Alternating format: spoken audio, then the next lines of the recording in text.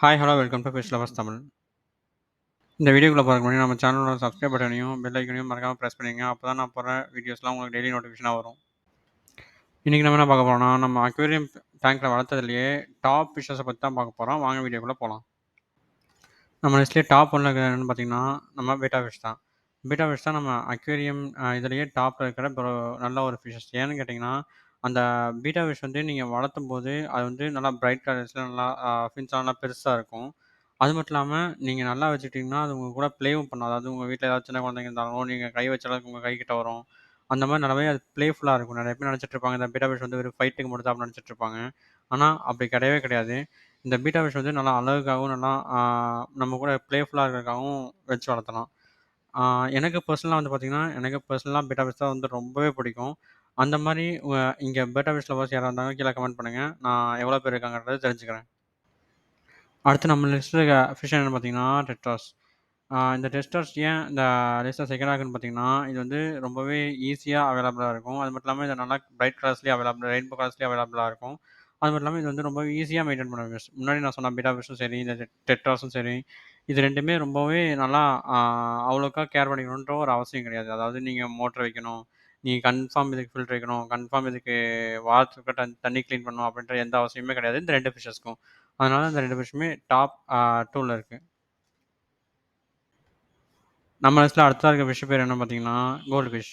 இந்த கோல்டு ஃபிஷ்ஷ பத்தி நான் எல்லாத்துக்குமே தெரியும்னு நெனைக்கிறேன். நான் பெருசா சொல்ல வேண்டியதில்ல. ஏன்னா, இப்போ ஃபிஷ் ஹாபியிஸ்ட்குள்ள இந்த ஃபிஷ் லைன்க்குள்ள யாராவது புதுசா வந்தாங்கன்னா, அவங்க முதல்ல சூஸ் பண்ற ஃபிஷ் கோல்டு ஃபிஷ்ஷா தான் இருக்கும்.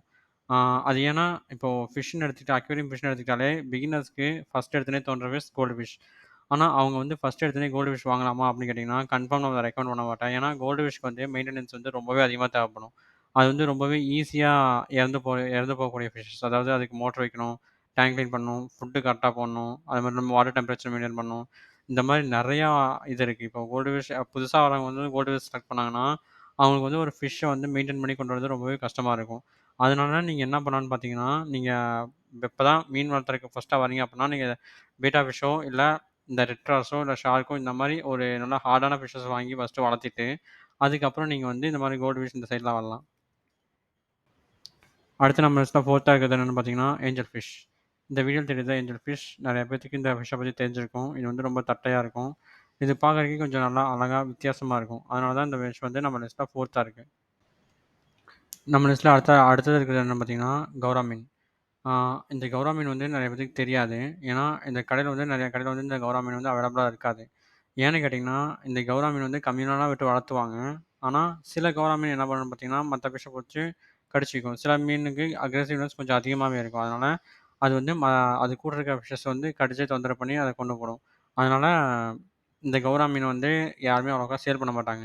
ஆ ஆனா, இதுக்கு மெயினா டாப்ல நம்ம லிஸ்ட்ல இருக்கிறது எதுக்குன்னு பார்த்தீங்கன்னா, இது வந்து கொஞ்சம் ஹார்டியான ஃபிஷ். கொஞ்சம் வளர்த்துறதுக்கு கொஞ்சம் ஈஸியா இருக்கும். அது மட்டும் இல்லாம இது பார்க்கறதுக்கும் கொஞ்சம் நல்லாருக்கும். அதனால தான் நம்ம லிஸ்ட்ல வந்து இத நம்ம கொண்டு வந்து வச்சிருக்கோம். அடுத்து நம்ம லிஸ்ட்ல இருக்கிறது வந்து பார்த்தீங்கன்னா, டிஸ்கஸ் ஃபிஷ். இந்த வீடியோல தெரியுதா டிஸ்கஸ் ஃபிஷ். இந்த ஃபிஷ்ஷோட ஸ்பெஷாலிட்டி என்னன்னா, இது பார்க்கறதுக்கு ரொம்பவே அழகா இருக்கும். ஆனா, இது நெறைய கடையில வந்து அவைலபிளா இருக்காது. நீங்க சாதாரணமா ஒரு மீன் கடையில போய் கேட்டீங்கன்னா, இந்த ஃபிஷ் வந்து எப்பவுமே அவைலபிளா இருக்காது.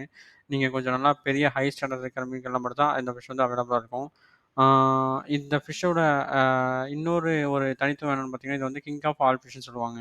ஆ அது அது வந்து இது ஒரு ஸ்பெஷல் நேமு. இந்த ஃபிஷ்ஷ பத்தின தனியான வீடியோ நம்ம சேனல்ல வந்துகிட்டே இருக்கு. ஸோ நம்ம சேனல் சப்ஸ்கிரைப் பண்ணிக்கங்க. அப்பதான் நான் போடுற அந்த வீடியோஸும் உங்களுக்கு நோட்டிஃபிகேஷனா உடனே வரும். அடுத்து நம்ம லிஸ்ட்ல லாஸ்ட்டா இருக்கிறது என்னன்னு பார்த்தீங்கன்னா, கப்பி ஃபிஷ். இந்த ஃபிஷ் வந்து நிறைய பேத்துக்கு தெரிஞ்சிருக்கும். இது ரொம்ப ஒரு சின்ன சைஸ்ல இருக்கும். அதனாலேயே இது வந்து பெரிய மீன் கூட விடுறதுக்கு யாரும் ரெக்கமெண்ட் பண்ண மாட்டாங்க. ஏன்னா பெரிய மீன்கள விட்டீங்கன்னா, இது வந்து சீக்கிரமா அந்த பெரிய மீனோட வாயில போய் சிக்கிக்கும். அது ஒரு பிரச்சனையாவே இருக்கும். இந்த கப்பி ஃபிஷ் வந்து ரொம்பவே அழகா இருக்கும். இதோட மேல் கப்பி ஃபிஷ் வந்து நல்லா அதோட ஃபின்ஸ்லாம் நல்லா பெருசா, நல்லா வைப்ரண்ட் கலர்ஸ்ல ரொம்பவே அழகா இருக்கும்.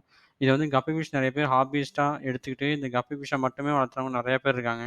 ஆ ஏன்னா, இது வந்து அவ்வளோ ஒரு அழகா இருக்கும். இதோட ப்ரைஸுமே ஆ குட்டி போட்டா இதோட கலர்ஸுமே நல்லா வைப்ரன்ட்டா தெரியும். அது வந்து இதோட ஸ்பெஷாலிட்டி. இந்த மாரி நெறையா மீனுங்க இருக்கு. இப்போ நான் சொல்றதெல்லாம் இருக்கிறதுலயே டாப்பா இருக்கிற மீனுங்கள். இத தவிர ஏதாவது மீனு உங்களுக்கு தெரியும் அப்டின்னா, கீழ கமெண்ட் பண்ணுங்க. கண்டிப்பா நம்ம அடுத்து டாப் அக்வேரியம் ஃபிஷஸ்ல நான் கண்டிப்பா அந்த மீனையும் ஆட் பண்றேன். அப்புறம் இதே மாரி வேற ஏதாவது வீடியோ வேணும்னா கீழ கண்டிப்பா கமெண்ட் பண்ணுங்க. நான் அதுலருந்து ஒரு வீடியோ போடுறேன். அப்புறம் இந்த வீடியோ பிடிச்சிருந்துச்சுன்னா லைக் பண்ணுங்கள், ஷேர் பண்ணுங்கள், மறக்காமல் சப்ஸ்கிரைப் பண்ணிடுங்க.